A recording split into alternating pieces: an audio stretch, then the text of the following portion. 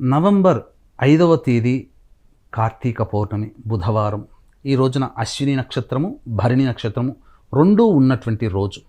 ఈ రోజున సూర్యోదయానికంటే ముందే నిద్రలేచి కాలకృత్యాదులు తీర్చుకొని శివుడికి అభిషేకము లేదా శివుడికి అర్చన లేదా శివ సహస్రనామ పారాయణము, తులసి చెట్టు దగ్గర ఆవు నేతితో దీపారాధన చేసి విష్ణు సహస్రనామ పారాయణం చేసి శివాలయానికి చేరుకొని అర్చనాది కార్యక్రమాలు జరుపుకోవాలి. ప్రదోషకాల సమయంలో కాలకృత్యాదులు తీర్చుకొని నవగ్రహాల చుట్టూ శివాయ నమః అంటూ 27 ప్రదక్షిణలు చేసి శివాలయంలో కానీ విష్ణు ఆలయంలో కానీ రావి చెట్టు దగ్గరనైనా కానీ దీపము ప్రజ్వలించాలి, దీపాన్ని వెలిగించాలి. అలాగే అరటి డొప్పలనైనా కానీ లేదా ఏదైనా ఆకు డొప్పలనైనా కానీ పుష్పపు ఒత్తి, బొడ్డు ఒత్తి అంటారు, ఆవు నేతిలో ముంచి ఆ ఒత్తి వెలిగించి తటాకములో, సరస్సులో లేదా నదుల్లో కానీ ఈ యొక్క దీపాన్ని వదలాలి. లేదా ఇంట్లోనే బకెట్ ఏర్పాటు చేసుకొని అరటి డొప్పల్లో కానీ లేదా